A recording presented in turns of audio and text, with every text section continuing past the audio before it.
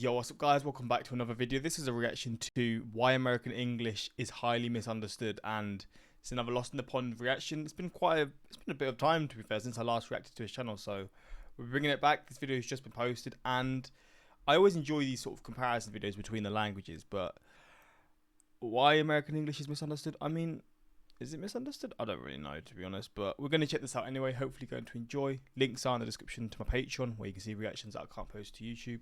And let's check this out. Hello, I'm Lawrence, and I'm on a quest to uncover all of the memos that Britain and America lost in the pond, and one of those memos pertains to the English language. In this case, American English. Now, I'll be honest, you won't hear too many English people say what I'm about to say, but I'm going to say it anyway. American English is fascinating. And as a former linguistics student who once lived in Britain, I often felt compelled to defend it. You see, I've always been wary of groupthink. Groupthink is when a collection of individuals arrive at a consensus, even when it's at odds with the facts. I think the British tendency to ridicule American English might be spurred on by groupthink, but also British humour.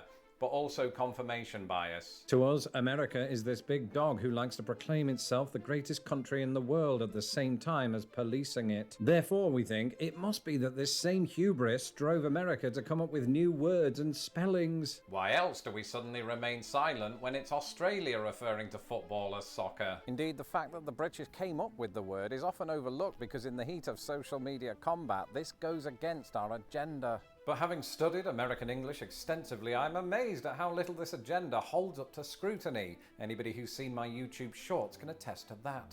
To me, the story of American English, much like the story of language in general, is highly compelling. Some have even said the same thing about my videos, so if you haven't had a chance to subscribe, do that now. I mean, it is wild how it just changed, like, because I mean, in terms of like French, the French language, there's going to be obviously France, they speak French, I guess traditional French or whatever, but then there's like a lot of French speaking countries that will have their own sort of style or whatever you want to like call it, because they're not going to keep it exactly the same. They're going to sort of have their own spin on it, probably a mixture of the languages, the other languages in the country that used to be there, or the traditional language in the country, and then the French that was, I guess, brought from colonization and stuff like that. But with with America and Australia, and I mean Canada, I'm trying to think of other English-speaking countries. What other English-speaking countries are there? There's a few in Africa. I don't know what countries, but there's a few in Africa. There's not actually many English-speaking countries when you think about it. I mean, you've got Scotland, Wales. I guess you could say Ireland, but they've also got their own languages. I don't know what's spoken more. I think a lot of Irish people speak two languages, I guess. And yeah, so I mean, there's not actually many English-speaking countries, so I mean, that is kind of a surprise. But a lot of people speak English. It's just different types, and I think American English is what's really taught now, and like in schools, like I think that is what is spoken around even Europe. It's American English because of, I guess, films, and it's just what more people speak because there's more Americans, and I guess American English is also kind of similar to Canadian English, or yeah, I guess it probably is, to be honest. I think that is probably a very similar.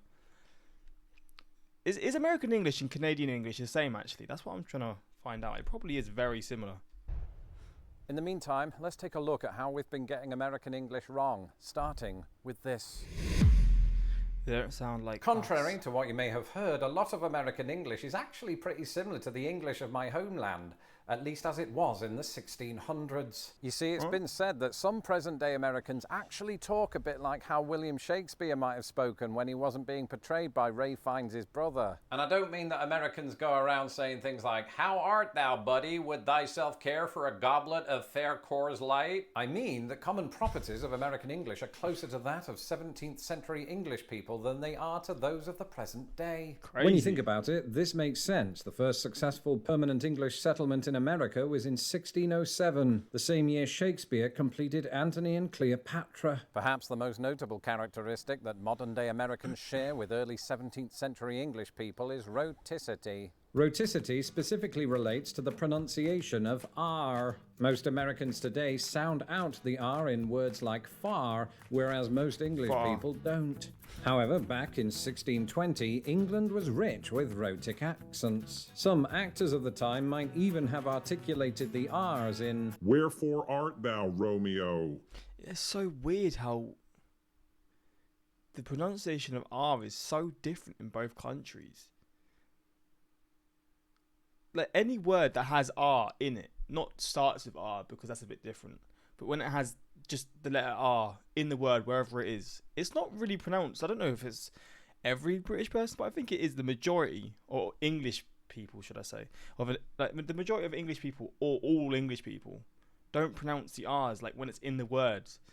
And then this is what he's talking about, that in the US it's such a prominent sort of sound you hear. But even at that point in history, there were signs that rhoticity in England was beginning to crack. Playwright Ben Jonson, a contemporary of Shakespeare's, noted in the 1630s that the letter R sounded firm in the beginning of words and more liquid in the middle and ends. He probably didn't have that accent. More than a century later, it was disappearing so fast among speakers in London that Americans returning to England after the Revolutionary War noticed its absence. And the decline of England's rhoticity has even continued on during my own lifetime, with the far pronunciation today largely confined to the West Country. Meanwhile, in America, just as in Scotland and Ireland, the post-vocalic R is stronger than ever. But this doesn't mean that it hasn't been tested. In the 18th and 19th centuries, several port cities with commercial ties to Britain were influenced by England's newfound R-less pronunciation, to the extent that some people in, say, Boston and Savannah still pronounce it far today. And up until World War II, non-rhoticity was a common feature of America's mid-Atlantic accent, a prestigious way of talking among actors and broadcasters during the early 20th century. But on the whole, the same linguistic transformation witnessed in England did not occur in the US. Homophones. Before I actually moved to the United States, that? I'm not sure I realised the extent to which our two countries differed on one thing in particular. Homophones. A homophone is when two or more words are pronounced the exact same way but possess a different meaning. So, two or more words. So, what word can I think of? He's going to give examples, so I'm just not even going to give examples. And sometimes spelling. One example of my own is how I identically pronounce paw as in downpour and paw as in my dog's paw. Good doggy. In the United States, rhoticity means that this particular homophone is highly uncommon, with paw and paw highly distinct. Instead, many of the homophones I've encountered in America were the result of phonetic mergers in which cot and court developed the same pronunciation in some regions. Moreover, approximately 57% of Americans make no phonetic distinction between the three M words in the following sentence. George wished to marry Mary while he was merry. Imagine the wedding speech is 7 pints in.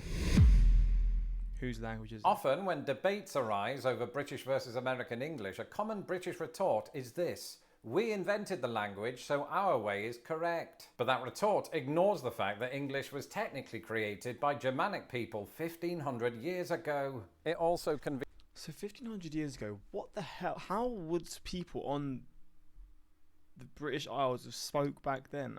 I mean, I probably should know this history, but I don't. How would they have spoken? There wouldn't have been any hint of English at all.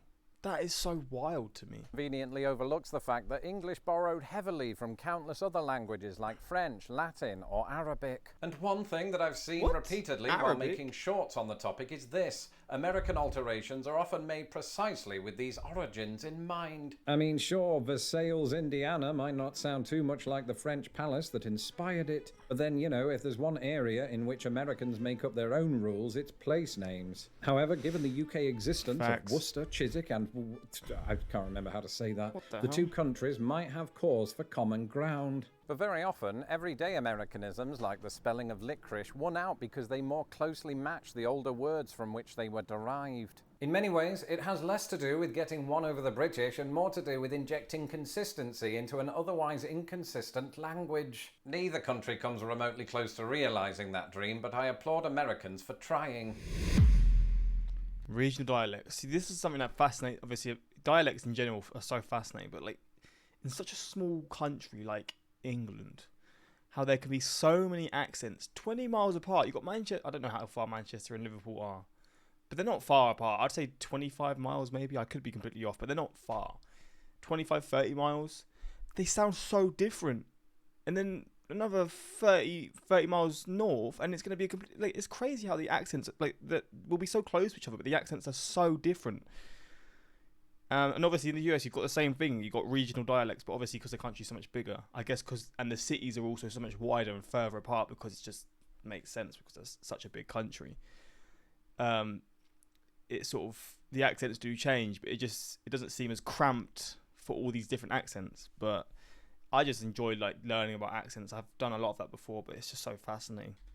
From experience, it's difficult to comprehend all of the regional nuances of American English without actually living here. In fact, I've been told by plenty of Americans, quite believably, that the same is true of Britain. The problem is, when you're commenting from afar, all you've got to go on is what you hear in film and television. And the problem with that is that both seem to create an illusion that between them, Britain and America share about 6 dialects. In reality, rough estimates put the number of combined major dialects at around 70. I was not surprised to discover that more than half of them came from Britain, where you can barely drive 50 miles before hearing a new word for chewing gum. But younger me would have been stunned to learn that the United States is home to more than 30 major English dialects of its own, not to mention countless sub-dialects. Of course, in such a large country, this means that you might drive hundreds of miles before encountering major differences in the way people speak. But there are many exceptions to this rule. Take, for example, North Carolina, proclaimed by some to be the most linguistically diverse state in the Union. Oh, wow. In fact, in addition to the dialects of Virginia Piedmont, North Carolina Piedmont, African American Vernacular English, North Carolina Coastal Plains, and Southern Appalachian Highlands, there's the curious case of